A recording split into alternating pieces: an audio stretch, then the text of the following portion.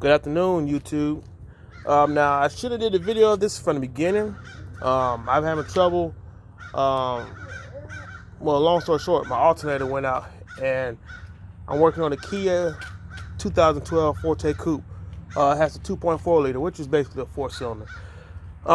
Yeah, I started working on it this morning, and man, just by me not having I searched for videos, couldn't find no videos. It's been extremely headache. So I went ahead and even decided to do the valve cover gasket because I seen some oil leaking. So I had to do. Basically, all this had to come off in order to get this off, which is off. You can see I went ahead, I checked my timing. While I was off, checked my timing chain, which is just chain right here. And as long as it's tight, it don't have slack in it, you're good. Your valve cover gasket is about $19 at O'Reilly. I don't know about anybody else. It slides in the grooves, and I'm putting it back on now. So I went ahead and changed that because I seen oil. You can see it down in the back where it's leaking and stuff. So it was time. So I changed that while I was at it. But this is the trouble I'm having. The alternator is located right in the center. Man, I mean, I took headlights out. Of course, they say you got to take the tires off and this plastic trimming in order to get to that actual bolt up in here. And I even found this plug that I took out that seems like if it's a special tool that the dealers might use. I'm going to see can I find it so you can release the tension.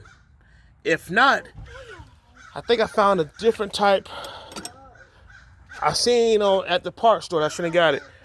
It's a ratchet like this, but it's longer. It's way longer, and it has the flexible end where you can rotate it like that. And if it's gonna be long enough, I'm trying to bypass taking this motor mount out right here to move it out the way. But as you can see, the part I need to move out is actually right here. So I'll zoom in on it for you. It's right there, and it's right there where the metal at. So there's no way of getting to it. But I think if I could find a 16 ratchet like that one, but longer and the flexible ends, I believe I'll be able to loosen that tension up, because the tension actually goes that way in order to release the belt. And I can get to the alternator. Now the alternator was something else. You actually have to take off your radiator and your fans, which it is so tight up in here to get to. As you can see, I have bolts and stuff laying everywhere. The radiator actually has, if you have to do it, be careful, because the radiator actually has these that holds the radiator, but it actually has a bolt in there. And you don't actually see the bolt because it's tucked off behind this. But once you loosen that up, that pops off. You have to take a screwdriver and pry somewhere right in here, gently on both sides, and it just pops out of the fitting, which are located right here. And that allows you to pull the radiator fan out, and it still was kind of tight.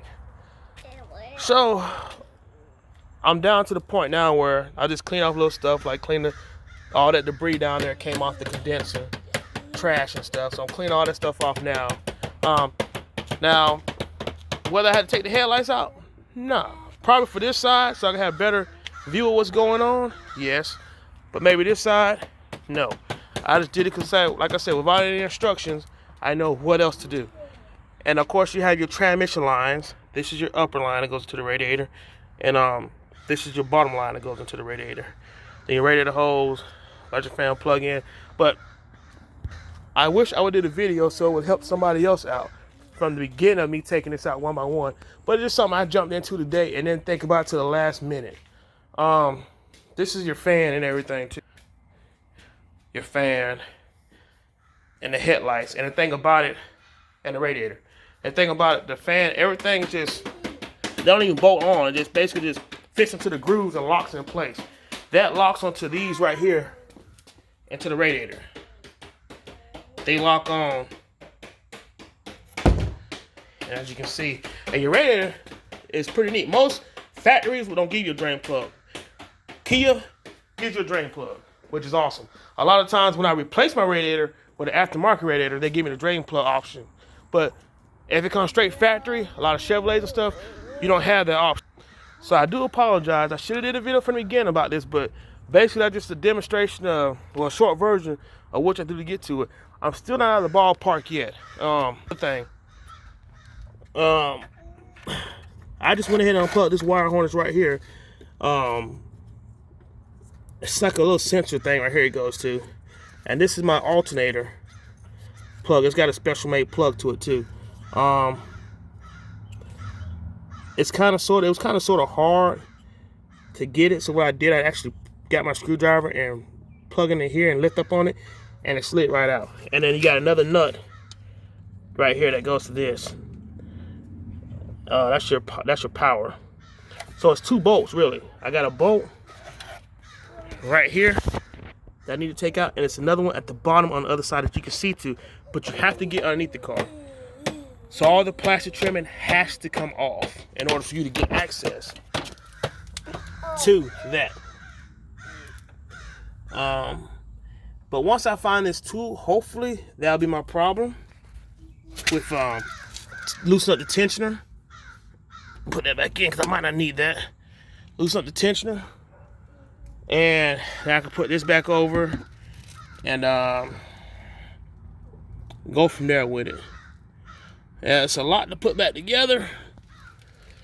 I just keep stuff separated so I know what goes to what. So I'm actually got the valve cover gasket on. That's the easiest thing. Valve cover, for this vehicle, you just take out all these bolts right here. Self-explanatory. You got bolts. You got 4 bolts in here you got to take off. Of course, take your power cord, your spark plugs with your power supply off. And basically what I did, I numbered mine. I know I started with 1, 2, 3, 4. And I just basically did it on this right here. All of them got numbers on the tape. So that's number 1. So that knows I know to plug it into the number 1 spot. That's simple for me to do. You might have a simpler way of doing it. But yeah, basically, that's how you would change your valve cover if you're starting to see oil leaking behind there. And that's pretty much about it. So I'm gonna get together and start putting this thing back together. Like I said, everything pretty much is lined up. You know, this gonna go in there. Majority of all my bolts, my bolts that have the oil on them. The crazy part about it is when you pop these loose, they have oil. So I'm just gonna put those bolts back in the same spot, so I know they actually goes there. And pretty much, that's pretty much about it. So I'm gonna put this thing back together. Then all that I'm worried about then is this. If anybody watching this video and you have a tool that is out there that makes it easier for me to actually loosen up that tensioner, please comment me and let me know. It'll be a big help. Cause like I said, I mean, it's probably something I didn't have to take all this stuff apart. But I'm like this, you know, I couldn't find any videos on this car that deals with that. They had several Kias, but it wasn't this model or this size motor. So it's just something that I had to just I got a photograph from memory, start taking apart and putting back together. So pretty much, yeah, if you have any suggestions, please let me know. You know, Great Sounds of Customs, hey, it's a special made tool. It's called such and such that allow you to get in there without taking this stuff off to do that. Or you have no choice. You have to take the side motor mount, is that right there, and put your jacks down underneath it and raise the motor up a little bit to give you access to get to that tension more better. And then I know then if I do that, I have to put the car in neutral, keep from tearing anything up. But so that's pretty much about it. I do apologize once again that I didn't do it step by step, but just a last minute thing. And man, it's been a headache. And make sure you have a clip puller, unless you want to be, you know, zip tie neat. Because I try to put it back like it came factory. So clip puller, pull them right out. No problem. I know most people use flathead screwdrivers. Then of course you take a chance on breaking it. But if you got a clip puller, like, where's my clip puller at? This one right here. It does a trick. It does a trick. I think it was like maybe parts store $10, maybe 7. I can't remember. But yeah, definitely. Oh yeah, I got my little man out here with me while I'm working on cars. He's out here chilling with me today. So yeah, please comment if you got a comment to help me out any. If not, once I get that tool that I'm talking about If it loosens the tension up, I would do a video on it, because I'm also going to see, can I try to change the serpentine belt on this too while I'm doing all this.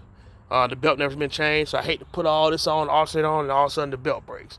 I'm like, God dog it, you know, that's more stuff I got to go back into. So while I got it apart, I'm going to try to attempt to do that too. I don't have a diagram on the belt, so what I'm going to end up doing is, there's nothing on the car, no sticker or anything, so I'm going to end up taking pictures of the top and the bottom half. And I kind of sort of got it memorized.